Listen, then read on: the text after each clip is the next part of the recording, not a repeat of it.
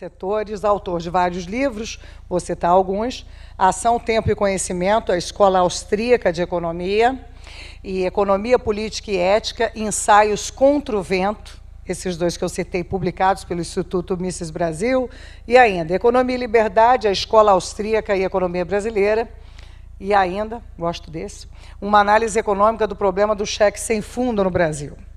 Vamos chamar aqui ao palco o Biratã Iorio.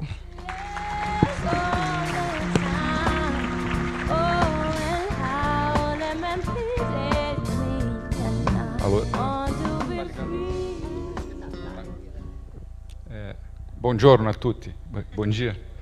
Bom, é uma alegria ser apresentado por uma pessoa como a Maria. Eu coloquei logo no início uma foto dela no Facebook, já chegaram mais de 50 elogios. E também, pelo terceiro ano, eu devo iniciar dizendo isso. É uma alegria imensa para mim, indescritível, poder participar de um evento como esse. Por volta de 1990, mais ou menos, quando eu comecei a me interessar pela escola austríaca, eu jamais poderia imaginar eventos desse tipo acontecendo no Brasil. Eu pensava que eram coisas para meus bisnetos ou tataranetos. E já pelo terceiro ano seguido, eu vejo isso acontecer, e melhor ainda, com muitas pessoas jovens participando, que nos enche de esperança. Os romanos antigos costumavam dizer que marcavam os grandes dias de suas vidas com pedras brancas, né? Alba lapide marcare diem.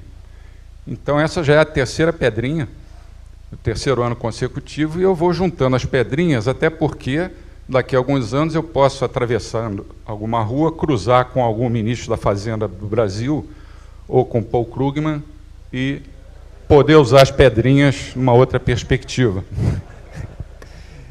Bem, o nosso tema hoje é um tema que, ao mesmo tempo, joga a favor e contra.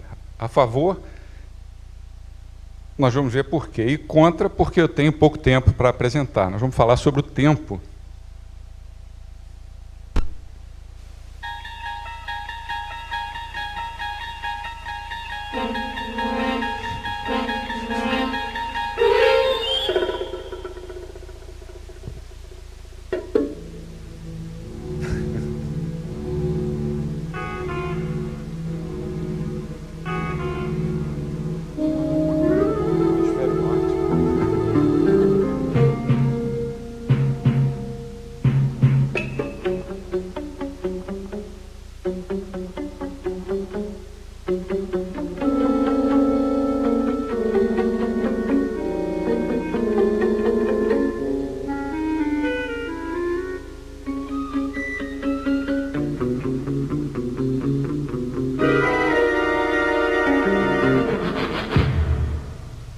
Deu certo, que sorte. Bem, passando do Spielberg para o Mises, Hayek e outros austríacos, esse é o sumário do que eu pretendo dizer. Na verdade, vou começar minha luta contra o tempo agora. Eu vou tentar enfatizar basicamente duas coisas. Dois conceitos de tempo, um utilizado pela Mainstream Economics e o outro pela escola austríaca, que são os conceitos de tempo estático e tempo dinâmico. E, na segunda parte, tentar fazer algumas comparações entre a macroeconomia convencional, quer dizer, keynesianos e monetaristas, e a chamada, entre aspas, sempre, macroeconomia austríaca, porque todos nós sabemos que a escola austríaca não gosta de entrar nessa nomenclatura de macro e microeconomia. O que existe é a teoria econômica. A teoria econômica convencional, quando ela lida com o fator tempo, ela é de uma precariedade absurda. Chega a ser uma coisa quase que infantil. Por exemplo, no mundo real, os preços nos mercados, né, são gerados pelos processos de trocas. E nos modelos de equilíbrio, que andam muito em moda, né, acontece o contrário. O rabo sacode o cachorro, e não o cachorro abana a cauda. Quer dizer, a formação de preços precede o próprio processo de trocas, que é uma aberração, se você pensar em termos do mundo real. E nos modelos mais sofisticados de equilíbrio intertemporal, que adotam a hipótese da simultaneidade de todos os mercados intertemporais e contingenciais, por exemplo, alguns modelos de expectativas racionais. Esses modelos simplesmente abolem o tempo, eles trazem o futuro para o presente e isso anula, né, completamente o fator tempo. E a gente chega a absurdos como esse. Por exemplo, eu posso tomar hoje uma decisão de que vou comprar um apartamento no ano de 2032 no bairro, sei lá, do Itaim Bibi. Eu posso tomar essa decisão hoje com toda certeza, o que é uma coisa absurda, mas vai explicar isso para certos colegas. Né? Então, o tempo é como se fosse um tapete que já estivesse pronto e o nosso trabalho seria só desenrolar esse tapete. No mundo real, as coisas não se passam assim. E nós temos aí os dois conceitos de tempo, o tempo newtoniano e o tempo real, cada um com 3 características. Eu vou rapidamente falar de cada uma delas. Na homogeneidade, né? Quer dizer, esse conceito de tempo newtoniano correlaciona tempo com espaço. Né? Cada ponto daqueles, T0, T1 e T2, ele vai ser mais velho se estiver mais à esquerda e mais novo se estiver mais à direita. Então, com isso, o tempo é vazio por construção. Ele não depende do seu conteúdo. Ele passa sem que nada aconteça, é uma categoria estática. A continuidade matemática decorre daí. Você pode subdividir cada intervalo daqueles entre 2 pontos em infinitos outros pontos. Isso significa que, no mundo real, os ajustamentos que caracterizam o processo de mercado se processariam a velocidades infinitas. Se houvesse, por exemplo, um excesso de demanda, na mesma hora o preço ia subir, imediatamente ele ia subir e ia subir para o seu novo valor de equilíbrio. Então, a teoria convencional costuma adotar um expediente, né? Já que está me incomodando, eu faço de conta que não existe. Faz de conta que é uma coisa exógena, ceteris paribus, que é um cesto de lixo onde o economista joga fora tudo aquilo que incomoda ele. A terceira característica é a inércia causal. O estado inicial do sistema, no momento T0, contém todas as informações necessárias para produzir as mudanças. O Hayek, quando ouvia isso, ficava apavorado, né, por exemplo. O tempo não acrescenta nada. Ora, se todas as causas das mudanças já estão presentes agora, no instante T0, para que eu vou esperar até T1, T2, etc. Né? E, no entanto, a teoria convencional trabalha com esse conceito de tempo. E o máximo que eles fazem, quando se referem à dinâmica econômica, é trabalhar com equações diferenciais, equações de diferenças finitas, que é uma coisa decorrente dessa visão newtoniana do tempo. O tempo real dinâmico, que tem sua origem no filósofo Bergson, né? Ele era francês, mas descendente de suecos, mais ou menos em 1904, 1905, não me lembro bem o ano. O tempo deixa de ser uma coisa espacializada e passa a ser definido como, o que é o tempo? É um fluxo contínuo e dinâmico de novas experiências. Esse fluxo não está no tempo, quer dizer, em algum ponto daquele segmento de reta que é o eixo do tempo. Ele é o próprio tempo. É uma coisa bem diferente. E as características são a heterogeneidade. Cada ponto do tempo vai ser novo, porque por meio da memória ele vai estar ligado ao passado.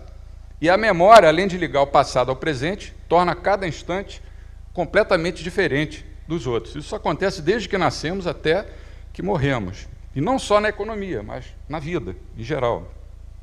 Mesmo quando um certo fenômeno acontece exatamente como a gente prevê, na hora em que ele for vivido, ele não vai acontecer daquela maneira que a gente pensou antes.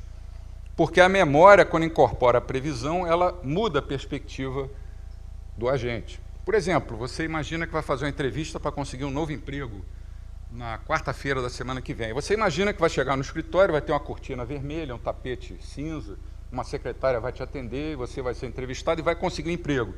Quando chega a quarta-feira, você até consegue um emprego, mas não tinha cortina, o tapete não era cinza, não era uma secretária, quer dizer, as coisas acontecem de uma maneira diferente daquela que imagina. Porque a memória, quando incorpora a previsão, muda a perspectiva do agente. A continuidade dinâmica pode ser melhor entendida se a gente fizer uma analogia com a música. A vida da gente, não só na economia, mas também na economia, é como se nós estivéssemos ouvindo uma música que nós não conhecemos a vida inteira e tentamos sempre adivinhar o que vem depois. Quem estuda música, eu estudei quando era garoto, vê que o tempo tem uma estrutura dinâmica na música composta por memória e antecipação, ou expectativa. E a memória e a expectativa geram a chamada continuidade dinâmica, em que cada ponto do tempo não é independente nem pode ser isolado dos outros. Essa continuidade dinâmica é a essência mesma do chamado processo de mercado. Então vamos imaginar uma música que nós nunca ouvimos. Eu tenho certeza que essa música, se alguém conhecer aqui, vai ser muito difícil, porque é uma música dos anos 30, do Noel Rosa, que dizem que ele fez para a própria sogra. Então vamos começar a ouvir a música.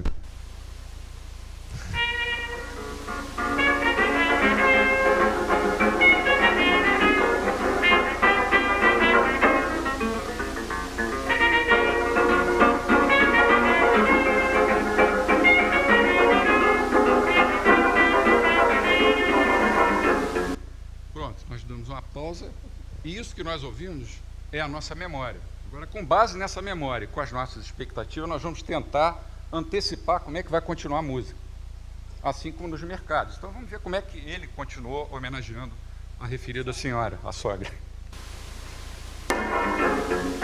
Mas que mulher indigesta, indigesta, merece um tijolo na testa. Sensacional.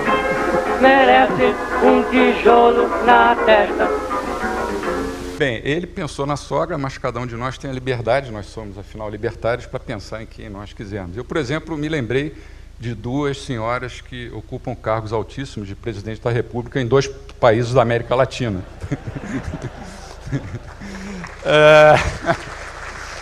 Com todo o respeito, embora elas não nos respeitem.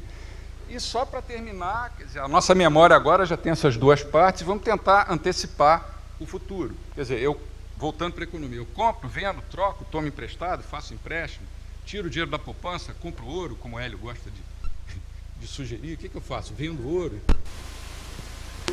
E quando se manifesta, o que merece é entrar no açoite. Ela é mais indigesta do que prato de salada de pepino à meia-noite.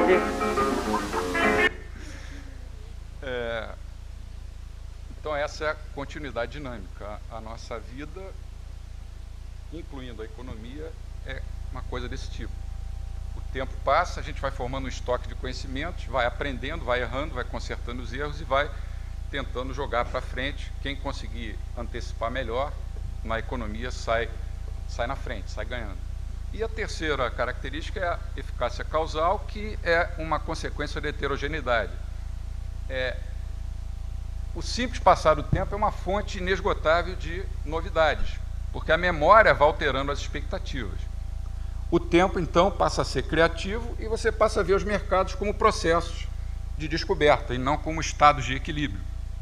Esse crescimento do conhecimento que se dá por meio das descobertas é a própria força que faz a economia se movimentar.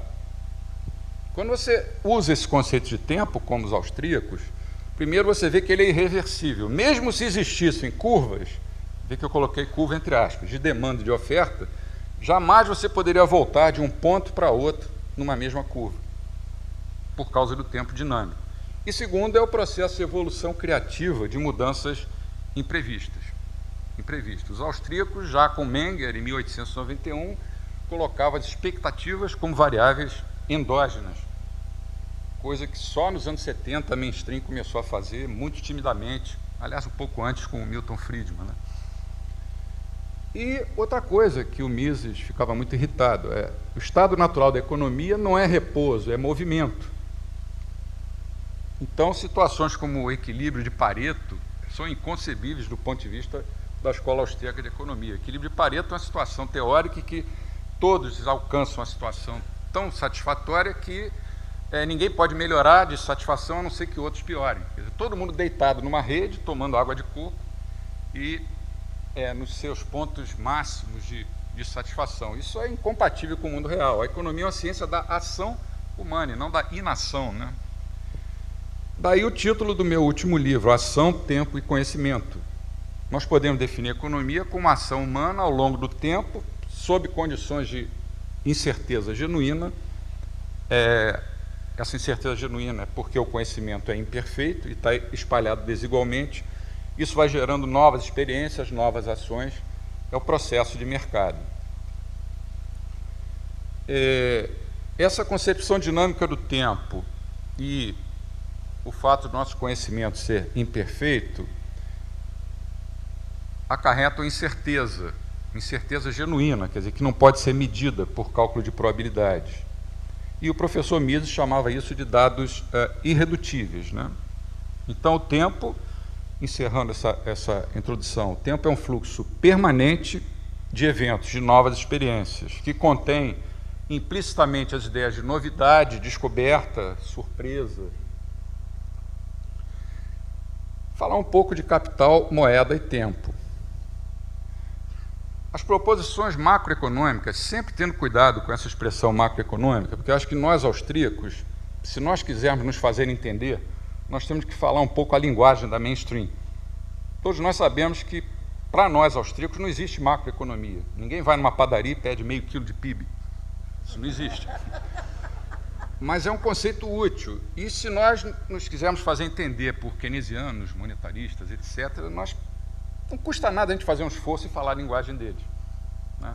Embora alguns austríacos mais puristas sejam contra isso. Mas eu gosto tanto da escola austríaca que eu acho que vale a pena fazer esse sacrifício se a gente conseguir converter um keynesiano. Keynesiano é difícil converter, mas pelo menos um monetarista já é uma grande vitória.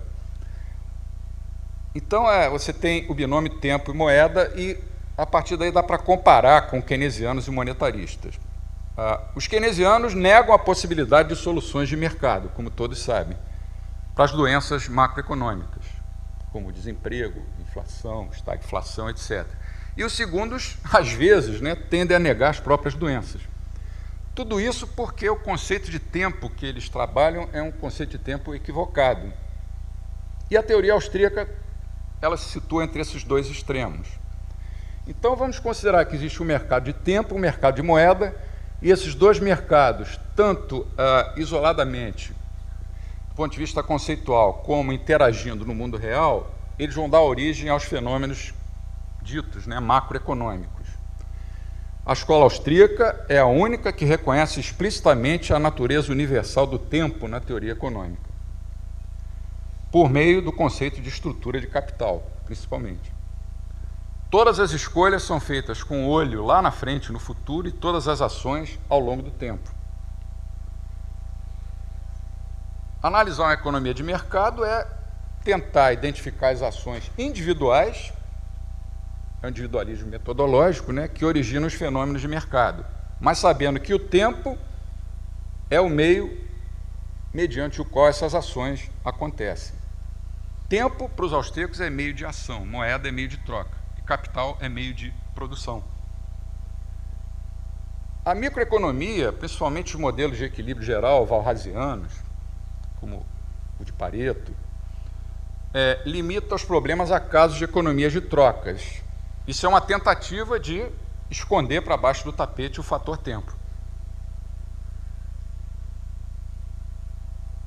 E na macroeconomia, a distinção que você tem é que eles tentam associar o tempo com decisões de produção. Na tradição monetarista de Chicago e o CLA, por meio dos conceitos de custos de informação, quer dizer, leva tempo para você obter as informações necessárias para tomar as decisões. Na tradição keynesiana, os conceitos de viscosidade, de preços e salários, e de rigidez de preços e salários. E na boa tradição austríaca, iniciada pelo Menger, nós usamos o conceito de estrutura de capital. Então, as teorias macro alternativas, cada uma delas à sua maneira, elas consistem em tentar explicar o comportamento dos indivíduos, nos seus objetivos de como o próprio Keynes descreveu, usando as palavras do Keynes: defeat the dark forces of time and ignorance which envelop our future.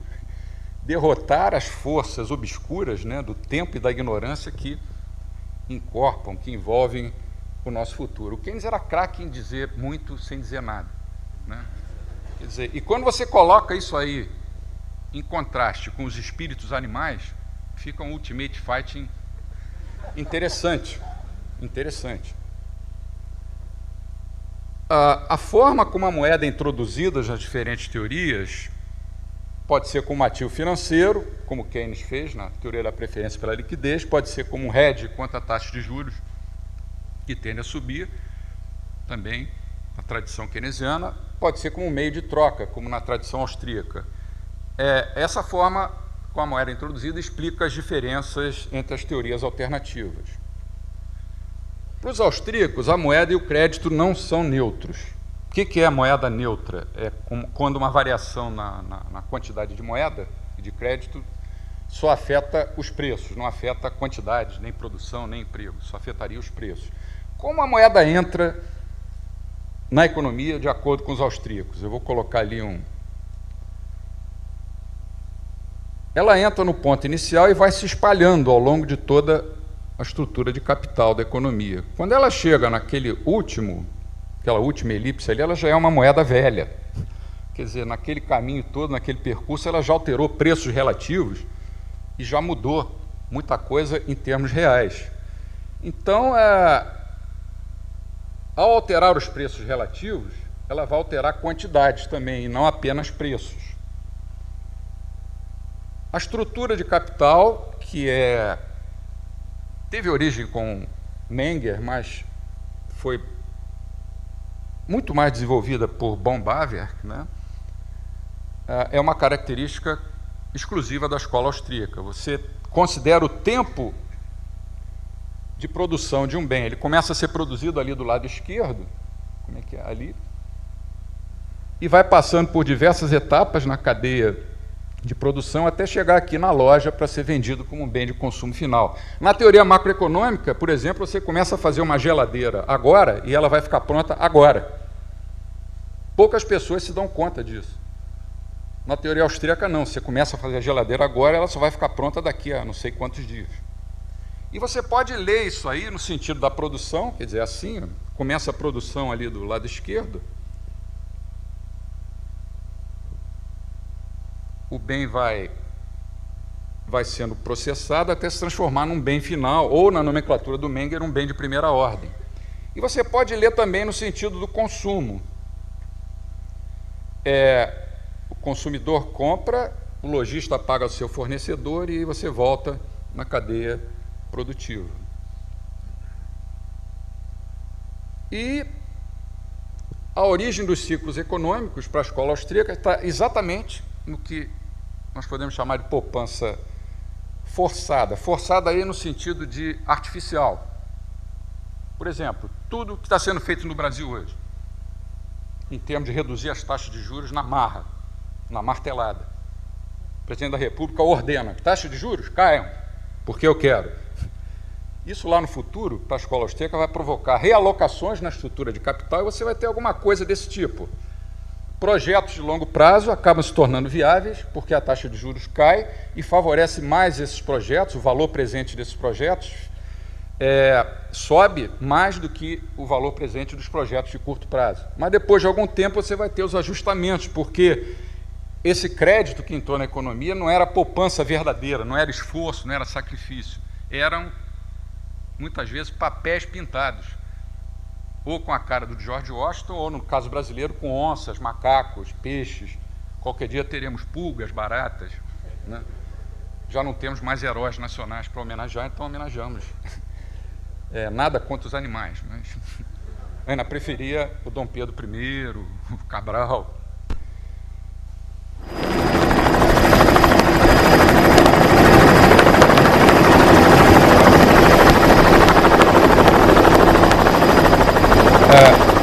Esses são os helicópteros do Milton Friedman. Quer dizer, como a moeda entra na economia no modelo monetarista? A moeda é uma junta apertada. Os helicópteros do Banco Central despejam dinheiro, ele cai ao longo de toda a estrutura produtiva e, no longo prazo, que é uma coisa também indefinida. O que é o longo prazo? Ele define longo prazo como o período em que as expectativas se ajustam. Mas quanto tempo leva isso? Ninguém sabe, é uma caixa preta, black box. Todos os preços vão aumentar na mesma proporção e os preços relativos vão permanecer constantes. O nosso amigo Keynes, para ele, a moeda é uma junta quebrada. Ele publicou um artigo muito pretensioso, como quase tudo que ele fez, aliás, chamado Transformando Pedras em Pães, com um efeito multiplicador. O governo aumenta seus gastos na economia, pronto, todos nós vamos enriquecer. E tem gente que acredita nisso. Paul Krugman, Stiglitz e outros em países menos afortunados em termos de academicismo. Quanto mais o governo gastar, melhor. O efeito multiplicador vai enriquecer todo mundo. Pô, se isso fosse verdade, não haveria mais crise desde os anos 30. E aí o nosso amigo, o bom velhinho, né, o Mises, ele diz, olha, a moeda entra num ponto específico da cadeia de produção, da estrutura de capital, e ela vai se espalhando assim, ó. Então ela tem que alterar os preços relativos. Essa é a grande diferença. A moeda é uma junta frouxa. E agora eu tenho que tirar esse som aí, senão vai ficar até o final do... Tempo é meio de ação, moeda é meio de troca. Como eu já disse, os dois definem a análise macro, e se as trocas pudessem ser isoladas numa economia de mercado, a macroeconomia convencional seria até redundante. Por exemplo, a teoria do capital de Cambridge, que se abstrai das trocas interpessoais, ou a teoria do equilíbrio geral de Walras, que se abstrai das trocas intertemporais, resolveriam o problema. Mas é exatamente por causa dessa interseção dos mercados de tempo e de moeda que a gente vai ter as questões macroeconômicas. William Stanley Jevons já afirmava que uma das maneiras de se concretizar a noção de tempo, a noção de mercado de tempo, consiste em reconhecer o aspecto temporal dos mercados de bens de capital. Menger introduziu a ideia de estrutura de capital com bens de várias ordens. Bens de primeira ordem seria um bem de consumo final, bem de segunda ordem, um bem usado para produzir um bem de consumo final, etc. Se nós pudéssemos comparar a noção de capital austríaca com alguma visão alternativa formulada por Keynes ou por qualquer outro da mainstream, seria interessante, mas isso não é possível. Por quê? Infelizmente, apesar do Keynes ter afastado, na verdade parece que ele nunca leu, eu li alguma coisa nesse sentido, ele repudiou a contribuição de Baumgartner para a teoria do capital, mas não colocou nada no lugar. Então, a teoria keynesiana não há uma teoria do capital keynesiano. O que é a macroeconomia? Quem é economista estudou curso macro. O estoque de capital é constante. Pô, no mundo real, constante é uma ova. E está variando. Então, a macroeconomia padece dessa grande doença. Ela considera o estoque de capital como fixo. E aí fica difícil comparar. O keynesianismo tentou emancipar o pensamento macro das questões relacionadas com a teoria do capital, mas acabou sendo um abandono direto das abordagens que têm o objetivo de lidar com o fator tempo. Mas é claro que a sua teoria requer algum tipo de especulação com relação ao futuro. Mas aí é aquele ultimate fighting que eu falei. Quando o espírito animal dos investidores keynesianos é colocado diante das forças obscuras do tempo e da ignorância que envelopam o nosso futuro, né? Essas forças obscuras parecem vencer sempre. Pô, isso é teoria? Vamos parar para pensar. Isso é teoria de quê? Assim como a teoria da preferência absoluta pela liquidez, a armadilha da liquidez. Sir Dennis Robertson, que era um crítico contemporâneo do Keynes, mas muito crítico a ele, que tinha um livro famoso sobre economia monetária, na época chamava Moeda e Bancos, ele dizia assim, a teoria da armadilha da liquidez é mais ou menos assim: a taxa de juros é o que é, porque as pessoas pensam que ela vai ser diferente do que ela é. Se as pessoas não pensarem que ela vai ser diferente do que ela não será o que é. Essa é a teoria dos juros do Sr. Keynes. E pior é que você vê no mundo de hoje pessoas tentando ressuscitar essa coisa para analisar uma crise econômica que foi provocada exclusivamente pelos governos, principalmente pelos bancos centrais. tentando dizer que os mercados deveriam ser mais regulamentados. Você vê que as coisas ruins não morrem. Como diz o Hélio Beltrão, a gente precisava ter uma estaca com uma ponta de prata para cravar no coração dessas coisas. Uma delas é essa teoria da preferência absoluta pela liquidez. Então, eles abandonaram o mercado, ou melhor, abandonaram a teoria do capital, que era utilizada antes do Keynes, e com isso o conceito de tempo foi abandonado, infelizmente. Para os austríacos, a moeda é uma junta frouxa, essa é a expressão do próprio Hayek, exatamente porque ele incorpora a dimensão temporal. A moeda vai se espalhando aos poucos pela economia, quer dizer, é um parafuso, né, uma junta frouxa. Eu agora estou lutando contra o tempo, então eu estou andando um pouco mais, tempo dinâmico.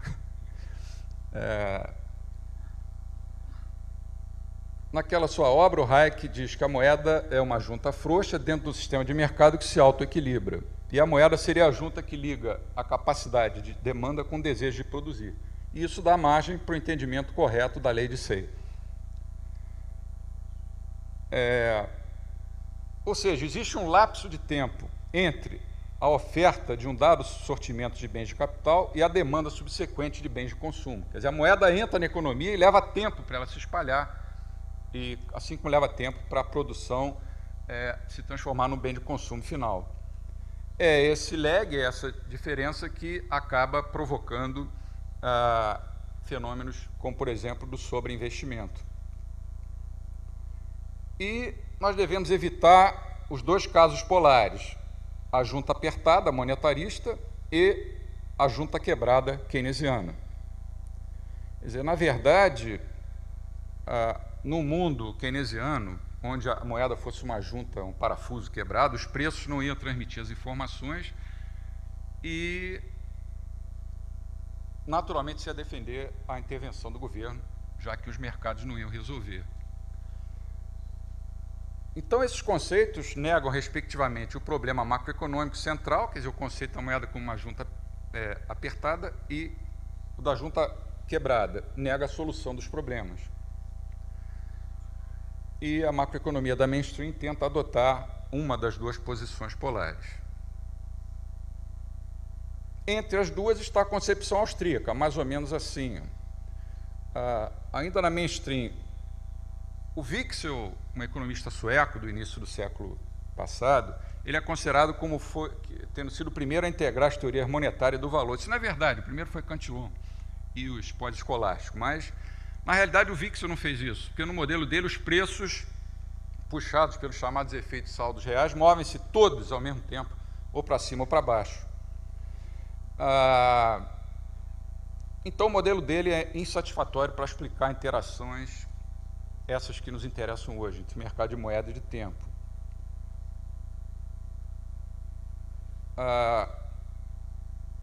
Isso eu posso pular, porque eu já falei, né? A junta apertada e a junta frouxa. Quer dizer, o Keynes jogou fora a teoria do Bombaver, mas não colocou nada no lugar. Interessante isso. Se a teoria é ruim, então joga fora. Bota o que no lugar dela? Nada. As forças obscuras do tempo e da ignorância.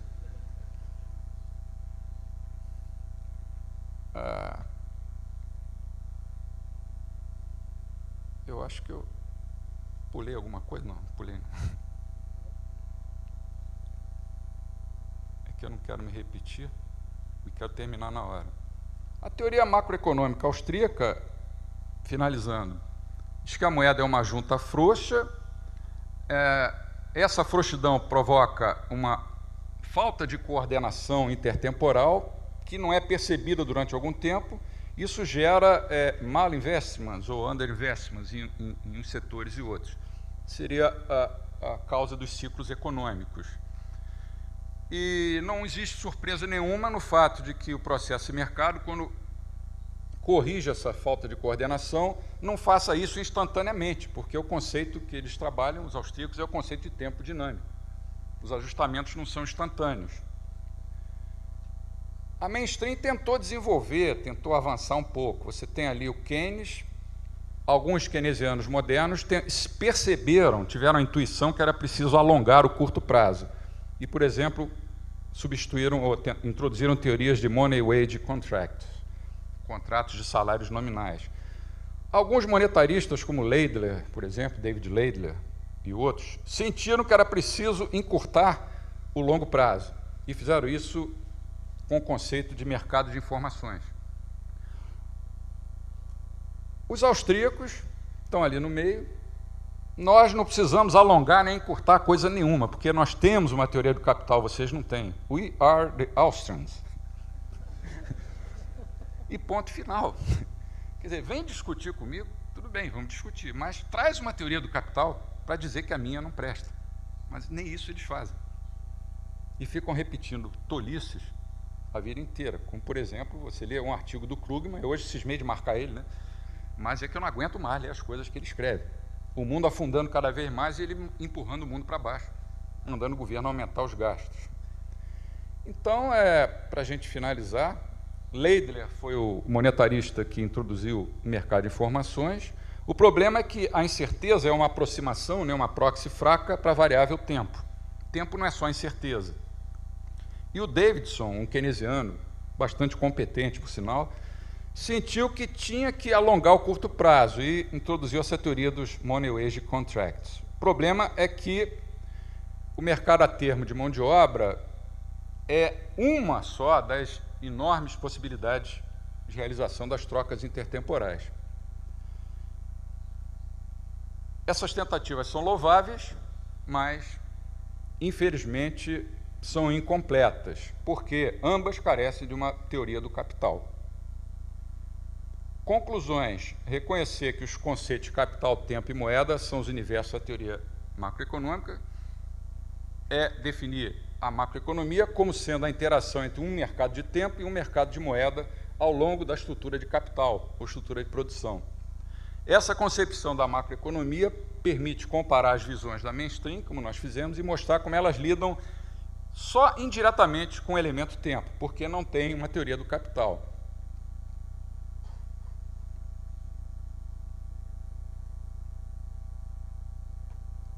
Agora vamos puxar a brasa para a nossa sardinha, já que esse é um congresso austríaco. O remédio apropriado, claro, é o dos austríacos, porque eles têm uma teoria do capital, eles explicam melhor os ciclos econômicos do que quaisquer outras teorias, tanto que a gente vem observando esse crescimento fabuloso da escola austríaca, né? Ela é a mais antiga, é a menor, é a que mais vem crescendo no mundo, exatamente por conta dessa crise, que os economistas austríacos vêm falando, conseguiram prever e vêm dizendo há muito tempo quantas coisas erradas estão sendo feitas. Quer dizer, era isso que eu tenho a dizer e that's all, folks.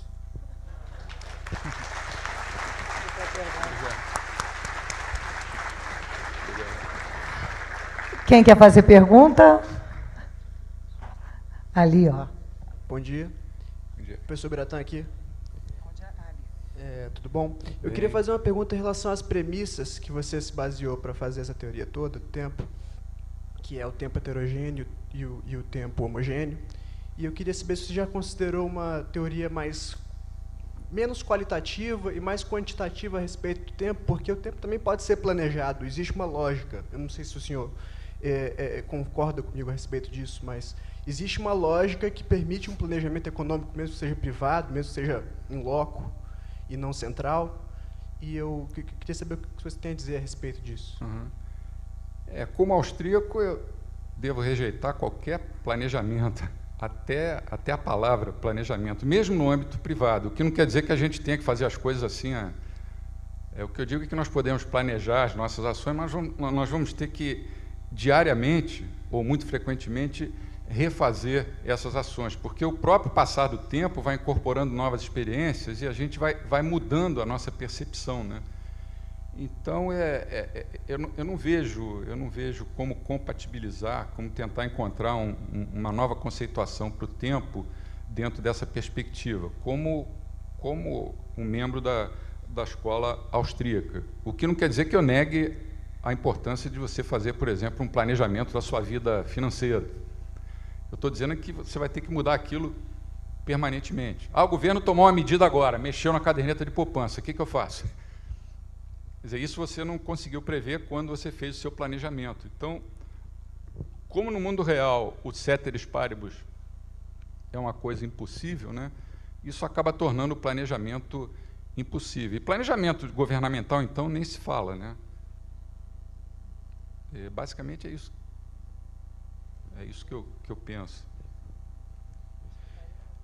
Professor, bom dia. Ontem eu li na Scientific American uma analogia entre tempo e moeda que eles fizeram, dizendo que muitas vezes os economistas consideram, os físicos consideram o tempo como sendo absoluto, como sendo não relacionado aos fatos que acontecem no universo, assim como os economistas keynesianos consideram a moeda como neutra. Então, eu queria entender como que a teoria austríaca do tempo pode explicar uma necessidade de um lastro para a moeda em oposição a esse pensamento keynesiano da moeda. É uma boa pergunta e dá margem para a gente pensar, né? Quer dizer, como a teoria austríaca explicaria a importância desse conceito de tempo?